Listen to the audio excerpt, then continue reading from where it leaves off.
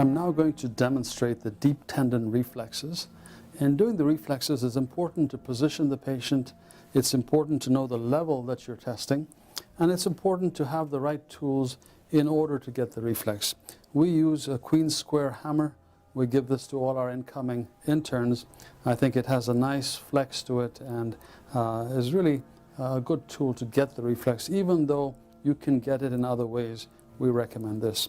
I'm going to begin with the brachioradialis reflex. I'm going to tap on the tendon, not so much on the muscle. And this is a C5-6 reflex.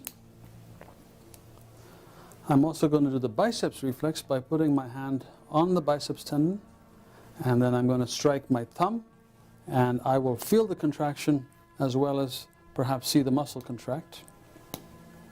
I think one important caveat is that it's important to keep your eye glued on the muscle and not so much focused on the movement, because if it's a very depressed reflex, all you might see is a contraction of the muscle.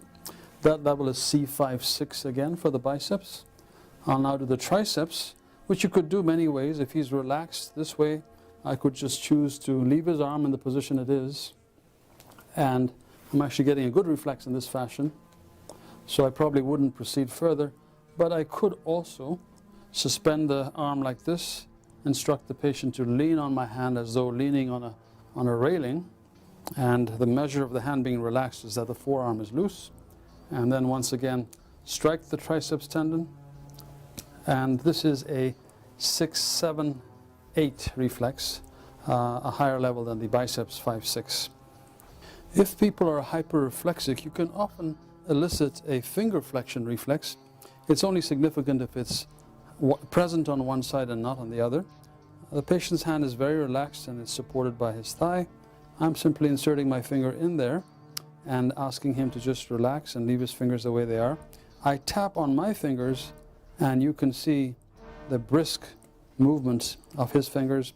This is a finger flexion reflex. Its significance is only if it's absent on one side and present on the other. We're going to do the brachioradialis reflex. It's important to tap on the tendon and not the muscle, and to look at the muscle for contraction rather than looking for the movement. So even though there's a nice brisk movement, you see the muscle contracting as well. I'm then going to do the biceps reflex. I put my hand on the biceps tendon and I tap on my thumb, keep my eyes glued on the muscle. Both these reflexes, the biceps and the brachioradialis, are C5-6.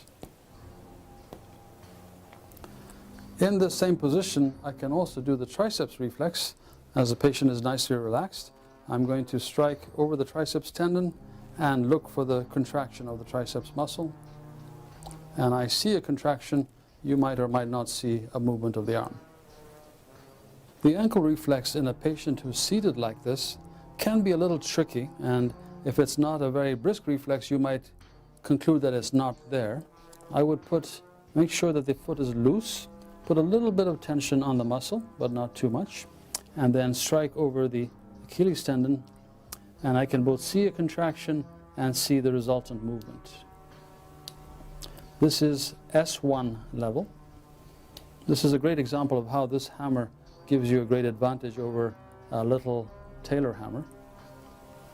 I'm now going to move up to the knee reflex, and again with the patient sitting like this and very relaxed, it's quite easy to hit the patellar tendon and notice a nice brisk contraction of the quadriceps muscle. Again, be sure to expose the muscle you're looking at. Keep your eyes glued on the muscle. Don't worry about the movement, especially the vastus medialis, which is the last thing to go when you lose the knee reflex. The ankle reflex in a bedridden patient is a little more tricky, and there's a couple ways you can do it, but it's easy to conclude that the reflex is not there when it actually is and your technique impeded you from getting it. One way to do it is to simply make a bar with your two fingers across the metatarsal heads and cock the foot up just a tad. Keep your eyes on the muscle, and in this case you can actually see a nice brisk contraction just by this. Yet another way to do it is if the patient is mobile and has fairly loose joints, you can outwardly rotate the hip, flex the knee a tad, again put a little bit of tension on the tendon, keep your eye glued on the muscle, don't worry about the movement, the muscle is what we want to see. And we see a very nice contraction. This is again S1.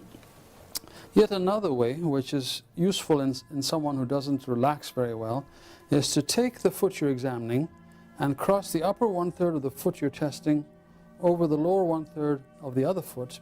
And the great beauty of this method is that if you get them positioned successfully, the patient cannot keep their foot taut. It winds up being a great position because they are unable to contract their foot. And now I put a little bit of tension there, eyes glued on the muscle, and we see a very nice contraction. This is the ankle reflex, it's S1.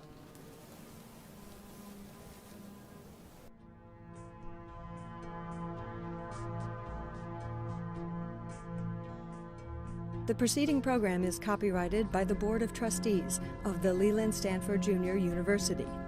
Please visit us at med.stanford.edu.